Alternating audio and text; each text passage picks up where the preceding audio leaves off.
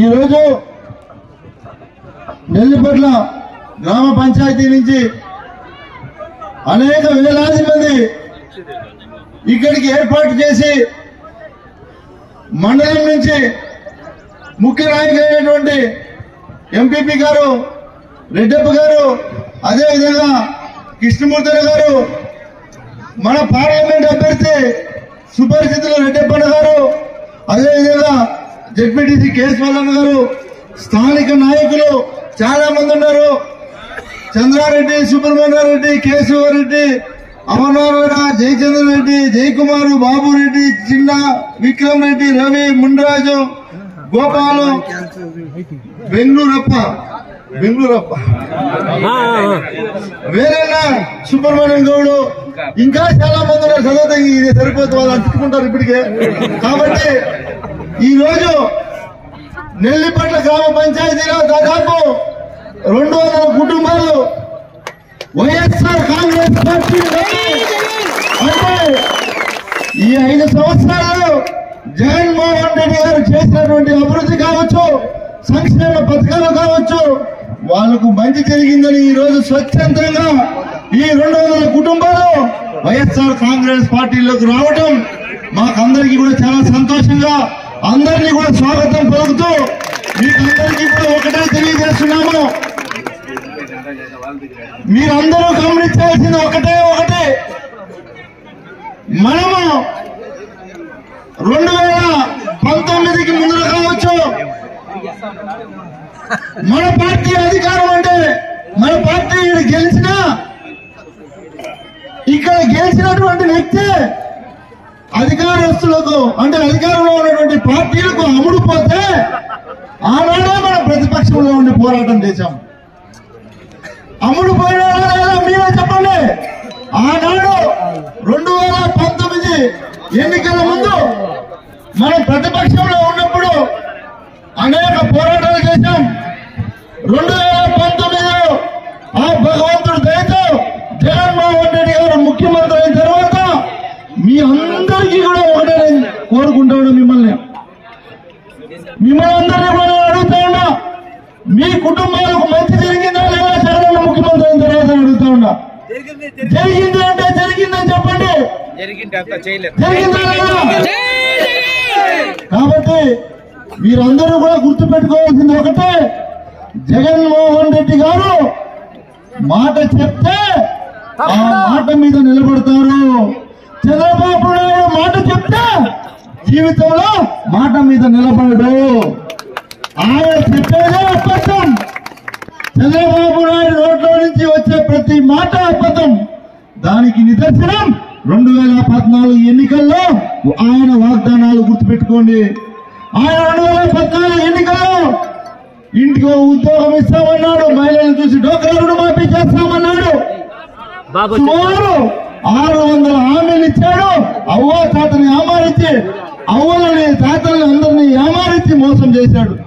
ఈ రోజు జగనన్న 2019 ఎన్నికలప్పుడు ఏదైతే మేనిఫెస్టోలో చెప్పాడో వాటినన్నింటినీ కూడా పూర్తి చేసి ఈ రోజు మీకు మంచి జరిగింటేనే నాకు ఓటేయండి అని అడిగే దమ్మున్న నాయకుడు జగన్మోహన్ రెడ్డి గారు.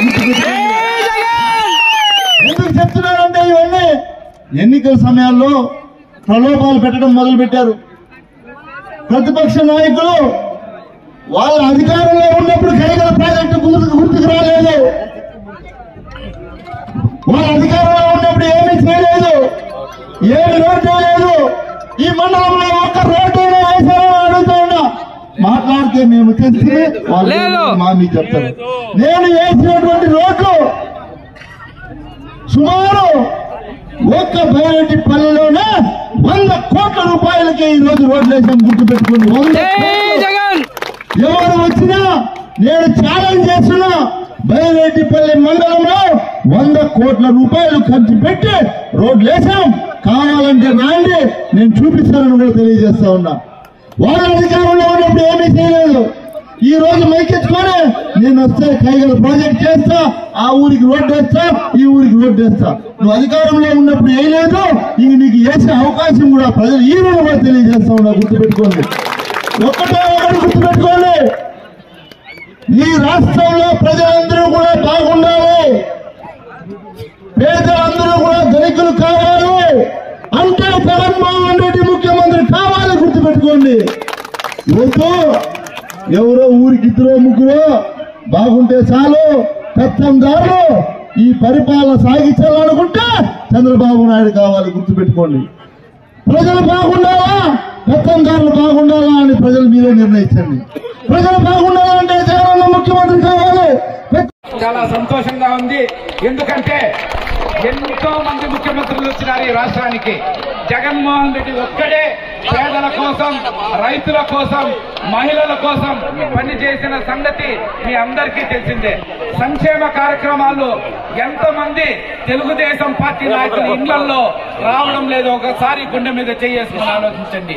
జగనన్న మంచి చేసింటేనే ఓటేయమని గట్టిగా ఆలోచిస్తున్నారు. కాబట్టి మీరందరూ ఒక్కసారి ఆలోచించి జగనన్న ఫ్యామిలీ మీద ఒక్కసారి మళ్ళా 2 ఓట్లేసి, ఒకటి గౌరవనీయులు వెంకటేగౌడ్ గారు, రెండోది మన ఎంపీ గారు మళ్ళా ఎంపీగా 2 ఫ్యాన్ కింద ఓటేసి మీరు మళ్ళా గెలిపించాలా. ఎందుకంటే ఈ పట్టణంలోకే కార్యక్రమం రావాలన్నా, అమ్మఒడి రావాలన్నా, రైతు భరోసా రావాలన్నా, వైఎస్ఆర్ ఆసరా రావాలన్నా, వైఎస్ఆర్ చేయూత రావాలన్నా మనకు జగనన్న ముఖ్యమంత్రిగా ఉంటేనే వస్తుంది. మీరు ఒక చిన్న తేడా గమనించండి. మీ ఇళ్లలో ఓల్డ్ ఏజ్ పెన్షన్ కానీ, వికలాంగుల పెన్షన్ కానీ, విడో పెన్షన్ కానీ తీసుకునే వాళ్ళు ఒకసారి ఆలోచించండి. మొన్న ఒక్క నెల జగనన్న ముఖ్యమంత్రిగా లేదు, వాలంటీర్లు మన ఇంటి దగ్గరికి రాలేదు. ఎంత కష్టపడిపోయినామో మీరంతా గమనించినారా? అందరూ ఆఫీసులు చుట్టూ తిరిగి మనం ఈ రోజు పెన్షన్లు తీసుకునే పరిస్థితి ఉంది.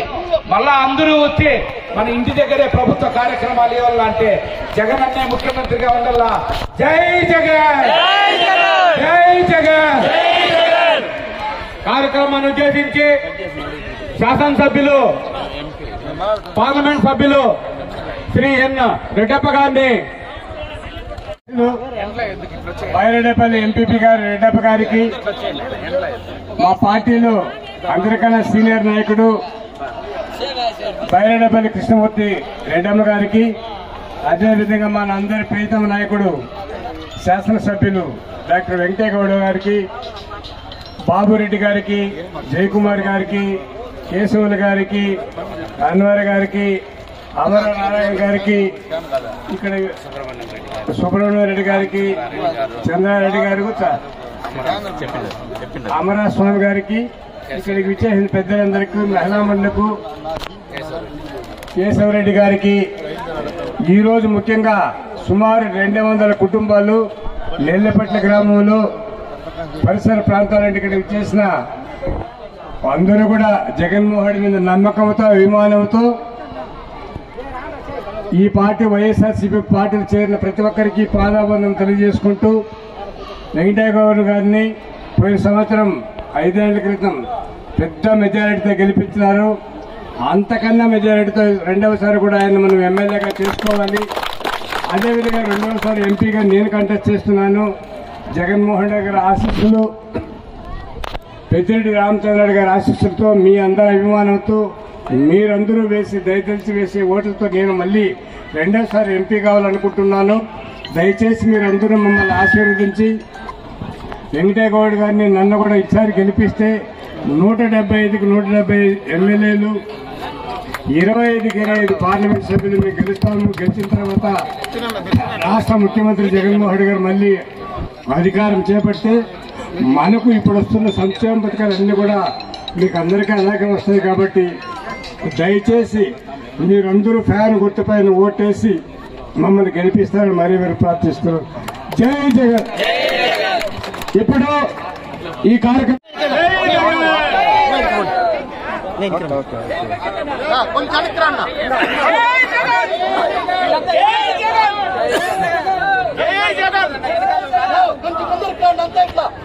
దయచేసి ముందరికి రండి అన్న.